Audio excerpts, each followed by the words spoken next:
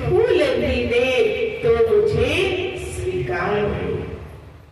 वह बड़े भागा वाले होते हैं, भाग्यवान होते हैं कि जिनका भाव अपने गुरुदेव के चरणों में होता है, भगवान के चरणों में होता है। क्योंकि कहा है, भाव से मुझको भजे तो भव से बेड़ा पार। जो सच्ची श्रद्धा से, भाव से भगवान को भजता है, अपने इष्ट को, अपने सदगुरु को याद करता है, वह संसार सागर से, भव सागर से भी क्या हो जाता है, पार हो जाता है। तो एक भजन होगा, सभी लोग भजन में साथ दे।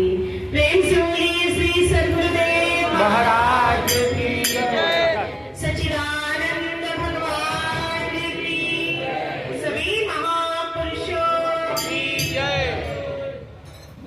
दीन बंधु दीन बंधु तूने नाम धराया कैसे, दीन बंधु तूने नाम धराया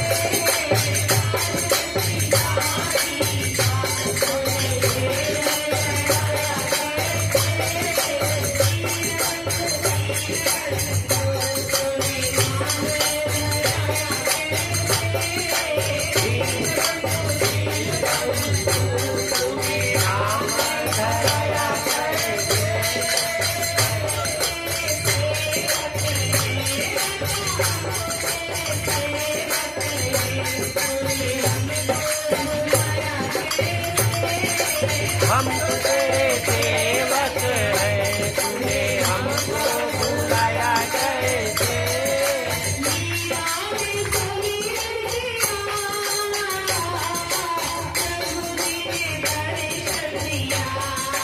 मीरा ने सुमिरन किया, प्रभु जी ने दर्शन दिया।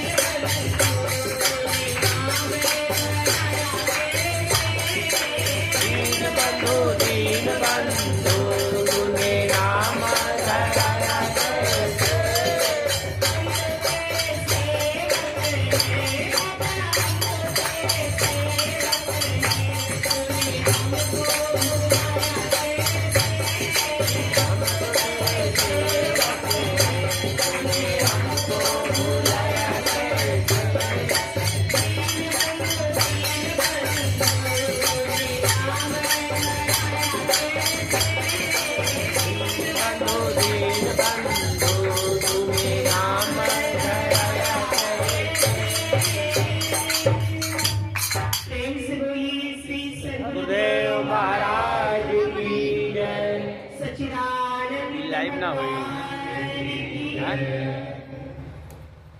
क्या कहा? हो जाए। दीन बंधु तुझे नाम धराया कैसे, और हम तो तेरे सेवक हैं, दाता हमको भुलाया कैसे। ईश्वर को, भगवान को दीन बंधु दीनानाथ भी कहा जाता है। अर्थात जो दीनहीन है, जो असहाय है, ऐसे भक्तों की भगवान सहायता करते हैं, ऐसे भक्तों की भगवान रक्षा करते हैं। लेकिन कब करते हैं? भिलनी ने सुमिरन किया, प्रभु जी ने दर्शन दिया, खट्टे मीठे बेरों का दाता भोग लगाया कैसे। भगवान मां भिल्ली के द्वार पर जाते हैं, मां भिल्ली को दर्शन देते हैं, क्योंकि माता भिल्ली हर घड़ी, हर पल, हर क्षण भगवान का क्या करती थी? सुमिरन करती थी, भजन करती थी। गुरु मंडल ऋषि ने आशीर्वाद दिया था, गुरु दरबार में की हुई सेवा, सदगुरु की हुई सेवा कभी भी भी निष्फल जाती नहीं है। जो गुरु दरबार में सेवा करता है, चाहे वह तन से करे, धन से करे, मन से करे, ये सेवा जो है अक्षय होती है। जैसे अक्षय तृतीया है, उस दिन लोग दान करते हैं, पुण्य करते हैं और कहते हैं कि भाई इस दिन किया हुआ दान, इस दिन किए हुए धर्म के काम जो है कभी क्षय नहीं होते, कभी समाप्त नहीं होते, वो अक्षय रहते हैं, सदा के लिए रहते हैं। वो तो अक्षय तिथि के दिन करते हैं, लेकिन गुरु दरबार में की हुई सेवा, सदगुरु की हुई जो सेवा है, वह भी कैसी होती है? अक्षय होती है। उसका भी कभी क्षय होता नहीं, वह कभी समाप्त नहीं होती। और ऐसी सेवा किसने की थी? मां भेली ने की थी। पूर्व जन्म के कुछ ऐसे संस्कार थे जिसके कारण जंगलों में रहने पर भी, भीड़ समाज में होने पर भी उनका प्रेम भगवान के चरणों में था। उनका हृदय करुणा से भरा हुआ था, दया से भरा हुआ था। और जिनका हृदय करुणा, दया, प्रेम इन गुणों से भरा हुआ रहता है, वही भगवान निवास करते हैं। अगर हम चाहते हैं कि भगवान सदा सदा के लिए हमारे मंदिर के अंदर निवास करें, अपने हृदय को श्री गुरु महाराज जी का आसन बनाना चाहते हो, अपने हृदय के अंदर श्री गुरु महाराज जी को बिठाना चाहते हो, तो यूं ही तो कोई अपने हृदय मंदिर के अंदर भगवान को नहीं बिठा सकता। जैसे हम आराम करने के लिए बिस्तर पर जाते हैं, या हम कहीं कुर्सी पर बैठते हैं, गद्दे पर बैठते हैं, किसी आसन पर बैठते हैं, तो ऐसा तो नहीं कि वहां कीचड़ लगा है तो भी बैठ गए, ऐसा होता है? दिन भर मेहनत करते हैं, थक जाते हैं और रात को ऐसे बिस्तर पर आराम करने के लिए सो गए जहां कांटे बिछे हुए हो, कंकड़ पड़े हो, ऐसा होता है? जिस बिस्तर पर हम आराम करने के लिए जाते हैं, वहां की चादर उठा करके हम क्या करते हैं? फटकते हैं, साफ करते हैं, उसको झाड़ते हैं कि भाई जो भी धूल मिट्टी है क्या हो जाए, वह हट जाए। और तब हम स्वच्छ आसन पर, बिस्तर पर क्या करते हैं? आराम करते हैं, बैठते हैं या ध्यान साधना करते हैं। ऐसे ही अपने हृदय को भगवान का आसन बनाना चाहते हो, अपने हृदय में अपने गुरुदेव को विराजमान करना चाहते हो, तो अपने हृदय को भी क्या करना होगा? स्वच्छ करना होगा। इस हृदय के अंदर फिर किसी के लिए दुर्भावना नहीं होनी चाहिए। इस हृदय के अंदर सबके लिए सद्भाव होना चाहिए, सद्भावना होनी चाहिए। इस हृदय के अंदर छल कपट नहीं होना चाहिए। इस हृदय के अंदर केवल करुणा होनी चाहिए, दया होनी चाहिए, प्रेम होना चाहिए। और ऐसे निर्मल मन वाले, निर्मल हृदय वाले जो भक्त होते हैं, उनके हृदय में भगवान क्या करते हैं? निवास करते हैं। मां भल्ली का हृदय भी ऐसा ही था। और जो संस्कारवान आत्माएं होती है, जो पुण्यवान आत्माएं होती है, उनके लक्षण क्या होते हैं? कि पुण्यवान आत्माओं को सत्संग से, संतों से प्रेम होता है। वह सत्संग से भागते नहीं, बल्कि सत्संग में भाग भाग करके आते हैं। कितना भी काम हो, कितनी भी व्यस्तता क्यों ना हो, फिर भी वह गुरु दरबार के लिए समय निकालते हैं, सत्संग में आते हैं। संत जिन्हें प्यारे लगे, संत जिन्हें अच्छे लगे, समझो वह पुण्यवान नहीं, क्योंकि संतों के मिलने पर ही भगवान मिलते हैं। तुलसीदास जी को हनुमान जी मिले थे तो राम जी के दर्शन हो गए। मीराबाई को संत रविदास जी मिले तो सच्ची भक्ति का पता चल गया। भगवान मिल गए, कृष्ण मिल गए। कहाँ मिले?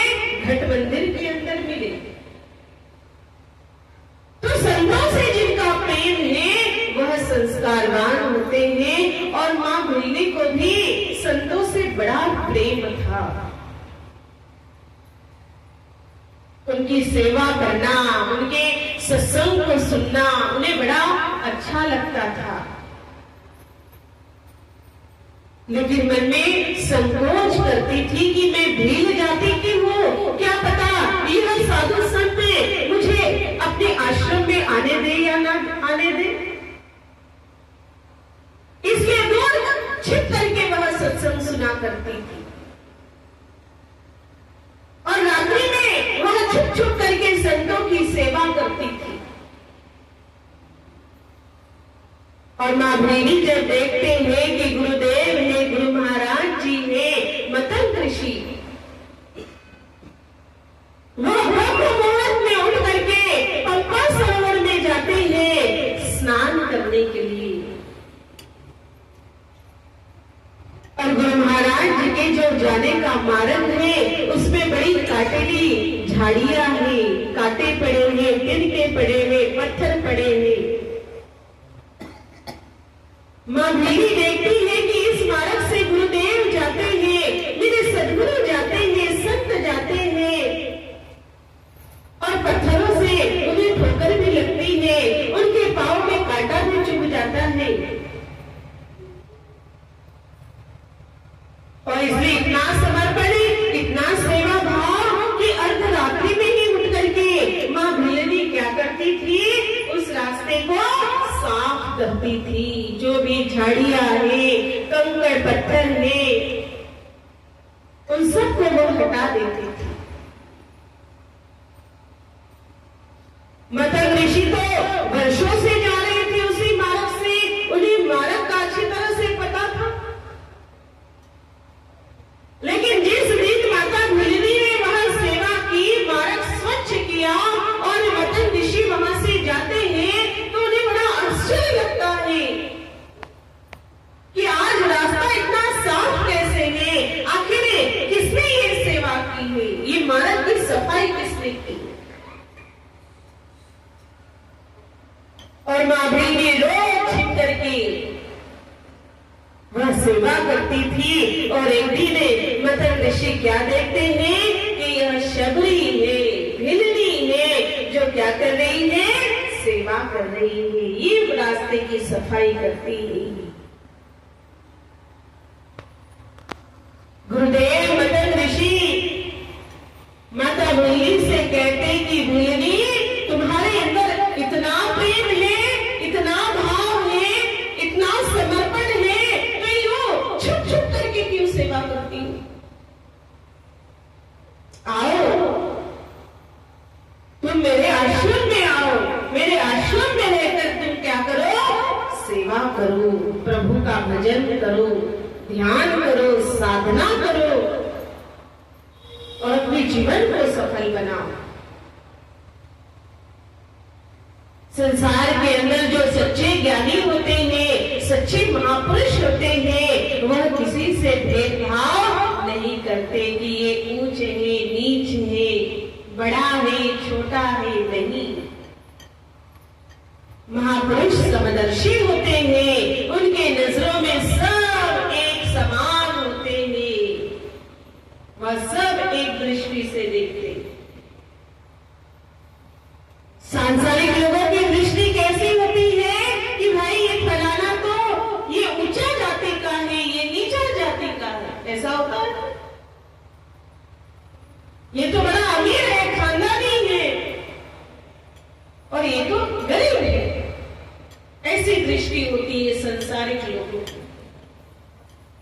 लेकिन महापुरुष और भगवान के जो सच्चे भक्त होते हैं उनकी दृष्टि ऐसी नहीं होती, उनकी दृष्टि में कोई भेद नहीं होता, वह समदृष्टि वाले होते। और इसलिए मतलब ऋषि भिलनी को अपने आश्रम में रखते हैं। भिलनी दिन रात प्रसन्न मन से गुरु महाराज जी की सेवा करती थी। गुरु महाराज जी को हर तरह से प्रसन्न रखती थी और यही कारण था कि शबरी की सेवा से, भिलनी की सेवा से गुरु महाराज जी प्रसन्न हो जाते हैं और गुरु महाराज जी भिलनी को राम जी का ज्ञान देते हैं, आत्मज्ञान देते हैं, सच्चे नाम का बोध कराते हैं। और जब बतन ऋषि का अंतिम समय था तो शबरी गुरु महाराज जी से कहती कि गुरु महाराज जी, आपके बिना तो मैं इस दुनिया में नहीं रहूंगी, मैं भी आपके साथ ही इस शरीर का क्या कर दूंगी, त्याग कर दूंगी, इस नश्वर देह का त्याग कर दूंगी। और फिर शबरी को गुरु महाराज जी आशीर्वाद देते हैं कि शबरी, अभी तो तुम्हें बहुत सेवा करनी।